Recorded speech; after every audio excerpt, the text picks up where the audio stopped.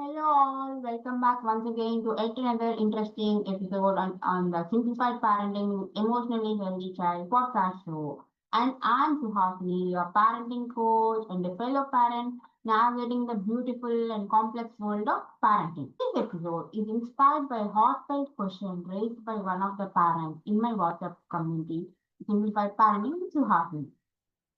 That parent asked me, why is my teen always locked up in their room? Should I be worried about it?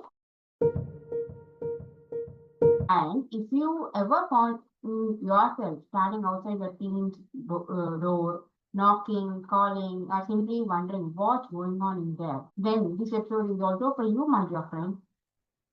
Let's gently explore what's really happening behind the closed door of your teen's room. And more importantly, how we as parents can connect with our teens without any conflicts. First of all, let's begin by understanding why this behavior is so common in teens. Teenagers today are navigating so much academics, peer pressure, hormonal changes, identity struggles, screen addiction, and much more. Their room becomes their safe space, a small zone where they can breathe, rest, and feel in control. Girls tend to decorate that room with a lot of posters, DIYs, and stuff like that. Boys prefer a small, cozy corner or a chair where they can sit and just stretch their legs and relax. One of the biggest development needs during these teen years is the independence. They are trying to figure out who am I really, and that process often comes with a desire for privacy. Here is the science behind it. The teen brain is still developing, especially the emotional and rational centers. That's why they often feel overwhelmed, irritated, agitated. Their room gives them a break from being watched, judged, or constantly corrected, which as parents we often tend to do. With the good intentions, of course, not just to nag them, isn't it? Also, let's not forget the digital world. For today's teens, the phone or screen is not just a distraction, it's a social lifeline. They may be chatting, playing video games, or even learning some interesting stuff, but it's mostly happening behind the closed doors. So, my dear friends, your child is not necessarily hiding secrets. They are just seeking some private space to grow. That said, how do you know if this is healthy alone time or a sign for something deeper or dangerous? So here are some red flags that you as parents have to keep an eye on. The first is they refuse to all family interactions for days together. They don't speak to their mom or dad, siblings for days together. You notice changes in their appetite, sleep, hygiene. They skip school or avoid all real world responsibilities. They also show signs of anger, withdrawal, and severe mood swings, or they seem to be unusually secretive and fearful.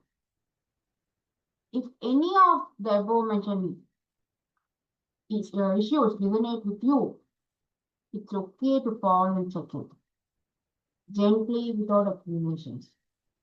It may be time to seek support from a counselor or a therapist. But in most cases, the teens need to stay in their room isn't rebellion, it's regulation. They're trying to regulate their emotions and feelings, of course. So now let us talk about what you can actually do as a parent, how you can make your teen open that door and bridge the gap between you and him or her.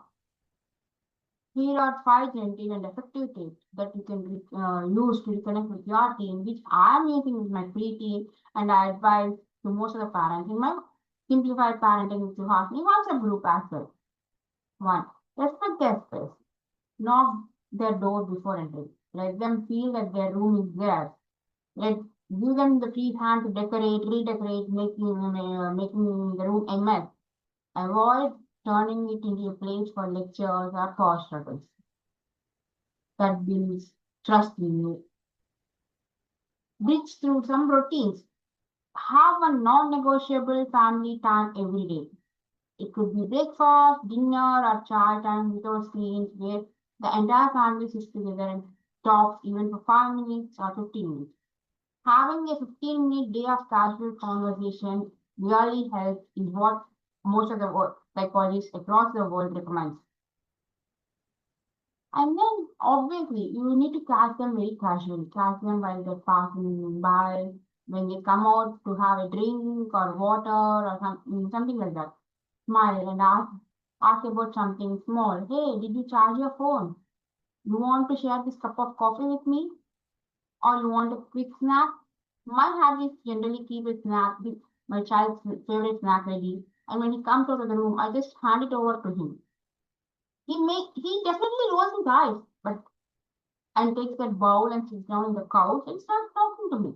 And that is how you need to give them small casual moments, like with what I call it as doorway moments, where when they open the door and step out of the room, you need to catch them then and make them talk. And mind you, this is one important thing. You don't have to open your mouth and ask questions. Just be there. Saying this leads to my next point as well, saying be present with your friends. Speaking the same room, doing your own work, reading a book, working on your laptop, or just browsing your gadgets. You don't have to talk. Your calm presence can make them feel safe enough to open up when they're ready. Then reframe your worries and anxieties. Instead of saying, why are you like this? Why are you not like that? Why are you doing all these things? Ask them, what do you need from me, beta? Now, what do you need from me, Kana? This tiny shift helps you respond from a place of compassion, not control. I want you all to remember this. A shut door doesn't really mean a shut heart. Your team may seem distant, but deep inside, they still need you. They crave for your approval, your love, your understanding.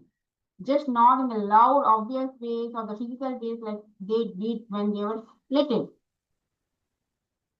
Actually, this phase may feel lonely as parent, but it's not permanent. Whereas for teens, it really feels lonely. They want parents to reach out to them despite the barriers they're trying to erect in between you and them. So as parents, keep showing up, keep holding space, keep believing that your calm and respectful presence is the most powerful way to stay connected with your team. If today's episode made you to pause and reflect, I invite you to try just one of the tips I shared. Start small, be consistent. The results will definitely surprise you. And if you have stayed so far in this episode, that means you find this episode really helpful. Please do share it with another fellow parent. Ask them to review and rate this podcast so that it can reach to other more such parents who are in need of this kind of tips.